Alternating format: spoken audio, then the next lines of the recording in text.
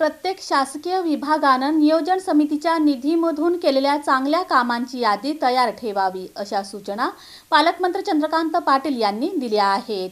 प्रत्येक शासकीय विभागाला त्यांच्या विभागांतर्गत विविध विकास कामं करण्यासाठी जिल्हा नियोजन समितीमधून निधी उपलब्ध करून देण्यात येतो. जिल्हा वार्षिक योजना सन 2023-24 अंतर्गत उपलब्ध करून दिलेल्या निधीतून प्रत्येक विभागानं केलेल्या चांगल्या 10 कामांची यादी तयार करून ठेवावी.